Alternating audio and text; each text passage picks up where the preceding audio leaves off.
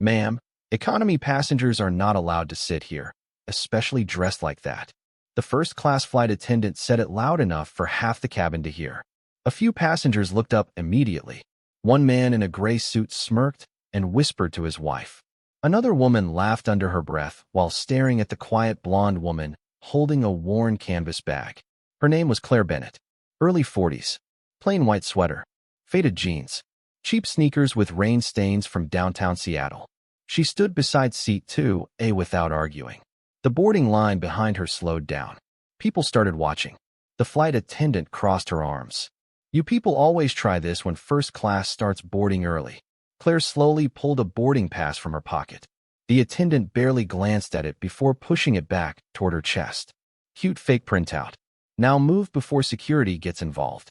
A businessman near the window chuckled. She probably wandered out of economy by accident. More passengers turned around. Phones came out. Someone quietly recorded. Claire stayed calm. No anger.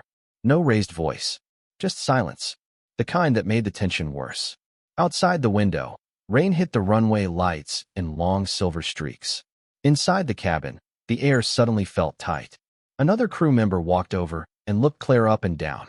Ma'am, first-class tickets cost more than your entire outfit. A few people laughed openly this time. Claire lowered her eyes for a second, then carefully folded the boarding pass and slipped it back into her pocket. Still calm. Still quiet. The gate supervisor arrived with airport security standing a few feet behind him. What seems to be the issue here? The supervisor asked. The flight attendant pointed directly at Claire. She refuses to leave first class. The supervisor sighed before even hearing her side. Ma'am, don't make this difficult. Claire finally spoke, soft and steady. Could I borrow your phone for 1 minute? The supervisor frowned. The cabin went silent.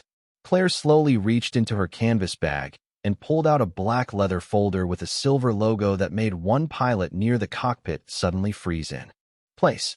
What was inside that folder made the pilot step forward immediately. Watch part 2 before they realize who they just humiliated.